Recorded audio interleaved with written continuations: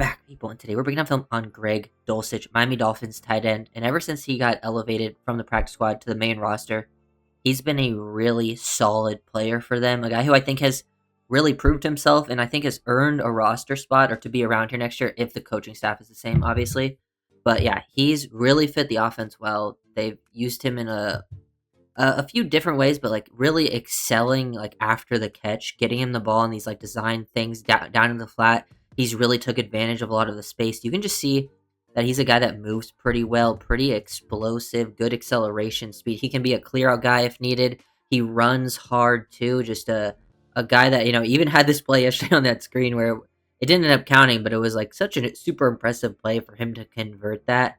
It should have counted, but whatever. But yeah, Dulcich, like his fit. He's even, he's not the best blocker, but he is going out there and having some okay blocking reps, and he's giving effort in those situations.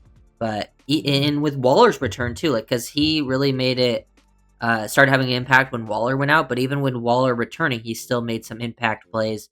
I would even like to see him get maybe some red zone work.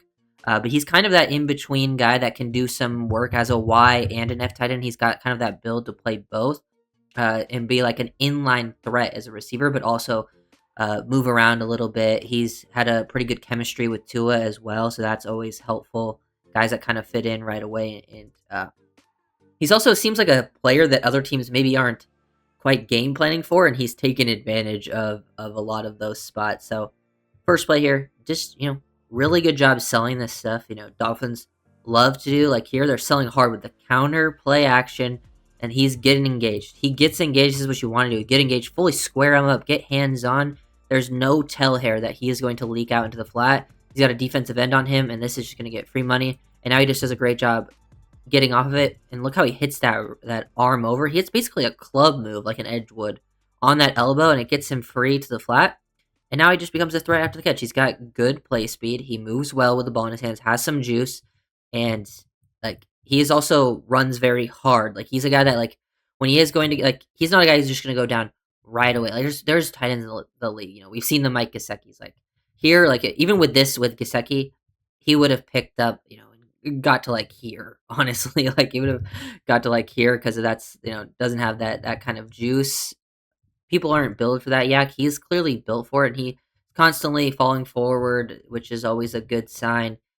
Very helpful for these design flats. Play action, boot to the right this time, opposite. He's left open again. A guy they're not game planning for. Get him the ball, let him work upfield, and him and Tua on the same page. Love how because there a lot of guys might try to fly to the flat because they see all this space opening up. He snaps his head around really quick. This shows good, just like football intelligence. Understands the situation. Like, hey, I can be open right away if Tua needs to give me the ball quickly because this guy's unblocked. He recognizes that. Tua has to reset. He's also going to the right here, which you have to understand. Like, we don't want to go too far outside because he has to throw, his opposite arm, and then gives Tua an easy throw to make in that situation. And they make that catch, and he just gets upfield again, picking up that first down constantly. This one you get to really see his calculated. This was I think it was 3rd and 10 or 3rd and 11. They throw him a screen to a tight end, and he's showing some bursts, some field vision, some contact balance, some lateral agility, and almost has the juice to get to the end zone. And like they called 2 penalties here, one on each team. This wasn't a block on the back by Waddle. Waddle didn't even really touch him. Like he just stood there. He pulled his hands up. I don't know why they called that, but like if you go back to this play, really good job reading his box. Like, hey, Dulcich doing a better job than most of the receivers on the team when it comes to reading blocks on screens because a lot of the guys don't do a good job. He's reading the flow, knows he has to cut back, press up, cut back again, press up, cut back again. Like, that's how you do it. That's just good feel as a runner. That's a good football play. If only it counted, because I think he finished this game with like 3 catches for 41 yards. That would have been 4 catches, but add about 25 to it. So that would have been an extra catch and, would have been up to like 66 yards. Would have been a very solid day, considering he's not even your main tight end option as a receiver, and he's also not the main tight end option as a blocker. I really like adding him to the offense next year. Like for me, the tight end room, like Julian Hill and Dulcich have really proved themselves to like have a role in this offense. I think you're probably just looking to replace Waller because I doubt Waller will play much longer. I mean, I guess Waller could be here next year. It's not out of the realm of possibility. but I'm guessing he'll, probably go back to retiring if I had to guess. To me, that's who you should be trying to replace. You're trying to get a tight end one because I think you got real solid tight end 2 and 3 that fit into their roles nicely within the offense. I think you're just trying to find that all around guy, but clearly Dulcich and Julian Hill can like do the opposite of what's needed of each other. Even in the seam rail slide RPO game, Dolphins love to run this RPO. You get the seam slash glance from Waddle, the rail route from Achan, and then Dulcich is sliding from across the offensive line here, slides underneath, and he just shows good feel. Get on the same page with Tua, make catches too. Like he's been very consistent making catches as well. I feel like this is an area that Dolphins have struggled, but like even just a tight end making a routine catch like this, if the ball's outside of their frame, doesn't hit him in the chest, they're not making catches. He's made a lot of tough catches just to gain some yards in the flat. He catches it here, and like sometimes we've thrown these routes to Julian Hill or say Alec Ingold or those tight ends who maybe aren't known for receiving. Durham Smythe in the past, and these plays they might pick up 3 yards, but Dulcich is going to get field, fall forward, get 5 or 6. He's at that juice. And even routes where he's not getting the ball, like this is something you want to see from your tight end. He's here lined up as like off ball wing. Look at him fly off the ball here. He's running his route with conviction. He is not slowing down at all. He knows like, hey, I need to get to my spot because if Tua does throw it to me, he's where he needs to be. Like Tua was on, like when Tua looks at Dulcich, this would be when Tua would typically throw that ball, and he might have been able to throw it to Dulcich. Like he is technically open. Would have been, a tough throw to make over him and beneath him. But by him doing this, really gaining depth, like look how it affects these guys to gain depth. Because if you're running a route that hard, DBs have to react to it. He opens up his hips, realizes like, oh god, he's moving very fast, running it with some intensity. And then that leaves just open space for Achan underneath, and he's able to take advantage and pick up a first down on like a second down situation. Really good job there from Dulcich, just clearing out space. Here, as a crack defender on the defensive end, just doing his job, like his hips in these spots, his hands. He does a good job of resetting his hands right here. He's just able to help catch with this edge. He has the natural leverage advantage. This is just what you want in these spots. I don't need him to be a dominant blocker. He's never going to be a guy that goes out there and completely displaces people. But when you have your natural leverage positioning from where you're aligned, I want you to keep that and keep a body on that guy for as long as possible, because then it allows your running back to capture the edge and get a nice gain. Jalen Wright picks up 6 there, and really Dulcich is the catalyst behind that play by really setting a strong edge versus that guy. Here's another rep getting out to a DB at the second level. This is where I think he can do some better work. Just getting a body on and allowing Jalen Wright able to work off the back of you, stick with it.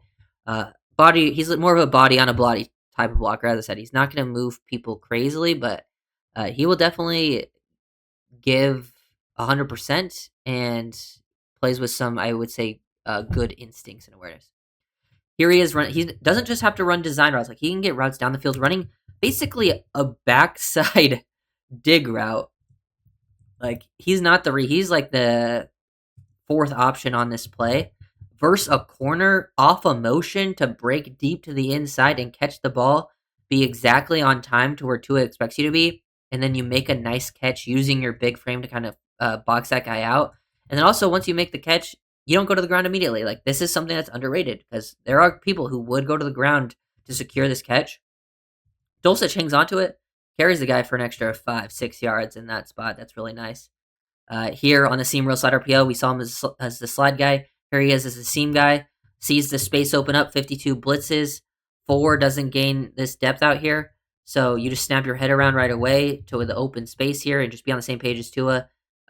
React to like the back shoulder throw to protect you from the deep safety and make the nice catch. It's just, that's what Dulcich was doing a lot of solid work like that. Here he is on the line. So this is actually very interesting. The Dolphins love to run these play action boots, and he slides across. He's running the slide route. But usually when you run the slide, as a tight end, you're usually off ball, but he's on the ball here. He is on the ball. Either sometimes like as a receiver, they might even be like as a fullback run the slide. There's a lot of different things you do. On the ball is a little more on the rare side. Like people have done it, but it's not something they try to do because it can mess up angles. But Dulcich does a really good job getting out. It takes the correct angle to get behind Borum here and really get out into the flat. And he just has that speed to where he can get to his landmark very quickly, and these guys aren't able to adjust, catch the ball in stride, not waste any time, and he just got that juice. He's got the natural catching ability to then turn it into some yards after the catch. Uh, has fit very well into that role within the offense, and a lot of drives where Dulcich has gotten like big plays like that have been uh very like effective drives for Miami because they're also building that off of the run game, and the run game's been so good, and they're able to get Dulcich going off of that. So I like what he's brought. He's a guy that I would be definitely trying to bring back next year and be in the fold. I feel like it makes sense for everyone. It makes sense for Miami. It makes sense for Dulcich. He by far is having his most like productive year, and he's not even playing like crazy amounts of snaps. And it's also just from like a mid-season when he actually started, being on the actual roster. So loved that pickup that they made. This was, they signed him to the practice squad back, like when teams made their initial sort of cuts when he got down to the 53. Uh, and this was one that definitely has worked out, made a lot of sense from so many players on this team that like maybe didn't shine other elsewhere have ended up having better careers in Miami because scheme fit is so important. Like there's a lot like Brewer is this shining example. In Tennessee, he was like most people considered him not very good in Tennessee. He was considered a bad player. But the Dolphins system maximized his strengths, it minimized his weaknesses, and you get to see one of the best centers in the league thrive because fit is so important. Some players just never end up like that's one of I think the main reason a lot of players don't end up succeeding that you maybe were like, oh, I thought that guy was gonna be good. It just they didn't end up in the right place, and maybe they never got that opportunity to end up in the right place. But there's a lot of players on this team that this was the right place for them, and there's players that were like it wasn't the right place for them, and they go elsewhere and be more successful. That's just the nature of the NFL, so that's why finding the right fit is so important. So if you guys are that, comment, subscribe.